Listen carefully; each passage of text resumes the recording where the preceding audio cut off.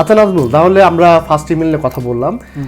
এখন তুমি ফান্ডিং এর বিষয়টা আসো, যে কিভাবে ফান্ডিংটা পেতে পারো, কিংবা ফার্স্ট ইমেলে যদি তুমি ফান্ডিং নিয়ে আলোচনা করতেছো না, মানে তোমার তারপরে এক্সপেকটেশন কি থাকে প্রফেসরের কাছে? কানাডায় আসার পরে যেটা এক্সপিরিয়েন্স করছি আর কি, সেটা হচ্ছে কানাডার ফান্ডিং হচ্ছে দুই ধরনের। ওকে, নাইস।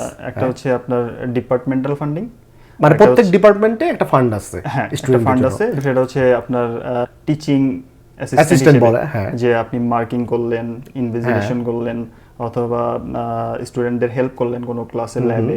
তো এটা হচ্ছে গিয়ে ডিপার্টমেন্ট থ্রুতে আসে, যেটাকে আপনার একটা নির্দিষ্ট আওয়ার আপনি কাজ করবেন, ডিপার্টমেন্ট ওই অনুযায়ী পে করবে, এবং ওইটা হচ্ছে গিয়ে তারা অ্যাকুমুলেট করে ডিপার্টমেন্টের ফান্ডিং, যেটা আপনাকে অফার লেটারে বলা থাকবে, ওইটাকে তারা হচ্ছে কভার করবে আর কি। আর একটা হচ্ছে প্রফেসর থেকে ফান্ডিং। প্রফেসর থেকে ফান্ডিং যেটা হচ্ছে আপনার প্রফেসরের প্রজেক্টে, আপনি যদি প্রফেসর আন্ডারে কোনো তার নিজস্ব কোনো প্রজেক্টে আপনি কাজ করেন, তাহলে সে প্রজেক্ট থ্রুতে ফান্ডিং। এখন আমার ডিপার্টমেন্টে যেটা, আমি জাস্ট আমার ডিপার্টমেন্টটা বলি, যে এরকম Canadian maximum arts and science ফ্যাকাল্টির ম্যাক্সিমাম ডিপার্টমেন্টই যেটা করে ডিপার্টমেন্ট থ্রুতে ফান্ডিং হয়। আই মিন আপনার হচ্ছে আইদার টিএ অথবা আর এর মাধ্যমে হচ্ছে গিয়ে ফান্ডিংটা আসবে। অন্যান্য ডিপার্টমেন্ট আছে যারা, আমি যদি ভুল না করে থাকি, তাহলে কম্পিউটার সায়েন্সের অনেক প্রফেসর আছে যারা প্রজেক্ট থ্রুতে ফান্ডিং করে। ওকে, তো তাদের স্টুডেন্টরা হয়তো বা প্রজেক্ট থ্রুতে ফান্ডিং পায় প্রফেসরের ফান্ড থেকে। তাদের নিজস্ব কয়েকটা প্রজেক্ট আছে, সেই প্রজেক্টে স্টুডেন্ট লাগবে এবং তারা স্টুডেন্ট নেয়। মোস্টলি ডিপার্টমেন্ট থেকেই ফান্ডিং আসে, মোস্টলি। আর প্রফেসরের ফান্ডিং যেটা বললাম, যে প্রফেসরের যে প্রজেক্ট থ্রুতে যে ফান্ডিংটা, ওইটাতে আপনার হচ্ছে ডিপার্টমেন্টের কোনো কাজ করতে হবে না। প্রফেসর যেটা দিবে, মানে প্রফেসর যদি আপনাকে প্রমিস করে যে আমি এটা দিব, তাহলে দিবে। আর ডিপার্টমেন্টের যেই তখন টিএটা, ওইটা হচ্ছে আপনার এডিশনাল হবে।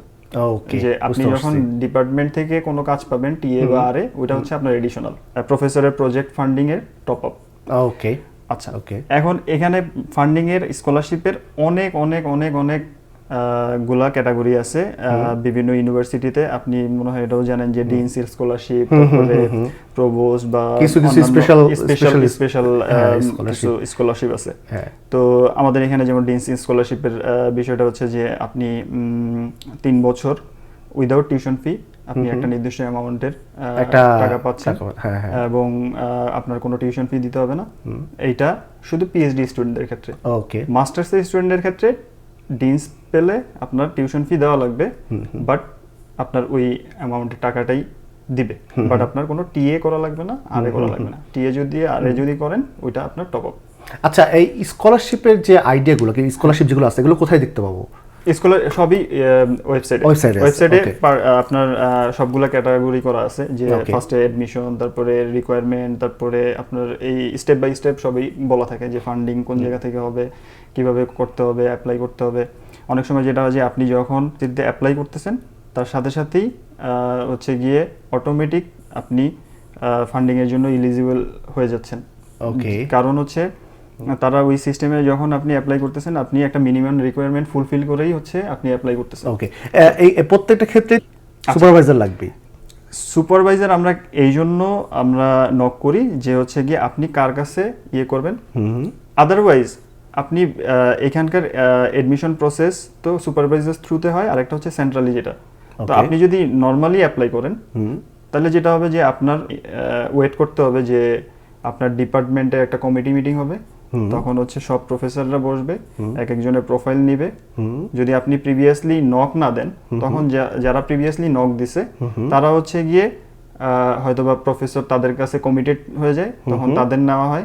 আপনার প্রোফাইল যদি ভালো থাকে, আপনি যদি প্রফেসর নক না দিয়ে আপনি এডমিশনের চিন্তা করেন, হয়তোবা আপনি প্রফেসর নাও পেতে পারেন। আচ্ছা, তার মানে কেউ যদি প্রফেসর না নিতে চায়, সে সরাসরি অ্যাডমিশনের জন্য অ্যাপ্লাই করে, তাহলেও সে অ্যাডমিশনের জন্য এলিজিবল, এবং সে ডিপার্টমেন্টের স্কলারশিপের জন্য এলিজিবল, কিন্তু সে প্রফেসর পাচ্ছে না ওই সময়টাতে, নাও পেতে পারে। হ্যাঁ, তখন হয়তোবা প্রফেসর চিন্তা করবে যে আমি অলরেডি একজনকে বলে রাখছি, একজনের সাথে কমিটেড। ইট ডাজন্ট ম্যাটার যে আপনার তারা সর্ট করবে যে হচ্ছে গিয়ে, হ্যাঁ, অনেক অনেক ডিপার্টমেন্ট তারা সর্ট করে হচ্ছে গিয়ে র্যাঙ্ক, যে হচ্ছে গিয়ে আপনার কার প্রোফাইল বেশি ভালো উপর থেকে নিচে। বাট যখন আপনি প্রফেসররা ডিফারেন্ট এরিয়াতে কাজ করে, তারা প্রেফার করে হচ্ছে গিয়ে ওইভাবে যে হ্যাঁ, আমি এই এরিয়াতে কাজ করতেছি, আমি এই প্রোফাইলের ছেলেটা ভালো লাগছে, ডাজন্ট ম্যাটার যে আরেকটা ছেলে আমাকে নক দেয় নাই, বাট তার প্রোফাইল ভালো, যেহেতু আমি তার সাথে কমিটেড, আমি তাকে ইয়ে করতেছি। আচ্ছা, তাহলে রাজমুল তুমি বলতেছো যে দুইটা ওয়েই হতে পারে, কেউ প্রফেসর ম্যানেজ করে যেতে পারে অথবা সে অ্যাপ্লাই করবে তারপর প্রফেসর ম্যানেজ, কিন্তু তুমি কোনটা সাজেস্ট করো আর কি? আচ্ছা, আমি সাজেস্ট করি যদি আপনার ব্যাকগ্রাউন্ড আর্টস এন্ড সায়েন্সের কোনো সাবজেক্টে হয় বা লাইফ সায়েন্সের কোনো সাবজেক্টে হয়, তো এইসব ফ্যাকাল্টির ম্যাক্সিমামই হচ্ছে আপনার ফান্ডেড।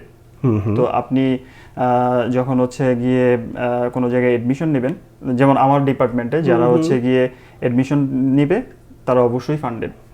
মানে আপনি এডমিশন পাইছেন মানে হচ্ছে আপনার ফান্ড কনফার্ম। ওকে, আচ্ছা, আপনি যদি মনে করেন যে আপনি ফোর্সে পাবলিক অ্যাডমিনিস্ট্রেশন বা অন্য ধরনের ডিপার্টমেন্ট, এই ধরনের ডিপার্টমেন্টে যদি আপনি এডমিশন চান, তাহলে হচ্ছে যেটা হবে যে আপনার ওই ধরনের ডিপার্টমেন্টে আপনার প্রফেসর নক দেওয়ার প্রয়োজন নাই। এটা হচ্ছে আপনার চয়েসের উপর, যে আপনার ব্যাকগ্রাউন্ডের উপর আপনি কোন প্রোগ্রাম থেকে আসছেন। ম্যাক্সিমাম সায়েন্স ডিপার্টমেন্টের আমি অবশ্যই সাজেস্ট করব যে হচ্ছে গিয়ে আর্টস এন্ড সায়েন্স ফ্যাকাল্টির যেসব প্রোগ্রামগুলো আছে অবশ্যই প্রফেসরদের আগে নক দেওয়া হচ্ছে গিয়ে দরকার। হ্যাঁ, এবং প্রফেসর যদি পাওয়া যায় তাহলে কি এটা অ্যাডমিশন পাওয়ার ক্ষেত্রে কোনো পজিটিভ ইফেক্টে? ম্যাক্সিমাম ক্ষেত্রে যেটা হয় যে প্রফেসররা যখন আপনার সাথে কনভারসেশন আগাবে, ফার্স্ট ইমেলের পরে রিপ্লাই দিচ্ছে যে হ্যাঁ আপনার সাথে কনভারসেশন হলো 2-3 বার, তারপরে সে বললো ঠিক আছে তুমি অ্যাপ্লাই করো। যখন বললো যে হ্যাঁ তুমি অ্যাপ্লাই করো, আমার নাম অ্যাড করে দিও যে হচ্ছে গিয়ে পটেনশিয়াল সুপারভাইজার। এটা অ্যাডমিশন ফর্মের ক্ষেত্রে ফর্মে না ফর্মে হয়, অথবা হচ্ছে গিয়ে ওইখানে এক এক ধরনের ফর্মে এক এক রকম সিস্টেম। সো ওইখানে জাস্ট উল্লেখ করে দিলেই হচ্ছে গিয়ে তারপরে সে জানলো যে হ্যাঁ না সে চাচ্ছে পটেনশিয়াল সুপারভাইজার হিসেবে তোমাকে। তখন তারা যখন হচ্ছে গিয়ে সেন্ট্রালি একটা মিটিংয়ে বসবে, তখন সে তার মতো পিক করে তার স্টুডেন্ট নিয়ে নেবে। ওকে, এখন তারপরে যেটা হচ্ছে ওই এডমিশন কনফার্ম হওয়ার সাথে সাথে আমাদের ইউনিভার্সিটিতে যেটা আমাদের ডিপার্টমেন্টে আপনার এডমিশন কনফার্ম হওয়ার সাথে সাথে ওই এডমিশনের কনফার্মেশন লেটারের সাথে আপনার কয়েকদিন পরে বা সাথে সাথে আপনার অফার লেটারও চলে আসে ফান্ডিং এর, যে হচ্ছে গিয়ে তুমি এই ফান্ডিং অ্যাকসেপ্ট করতেছো কিনা। তো এটা হচ্ছে গিয়ে নরমাল প্রসিজিওর।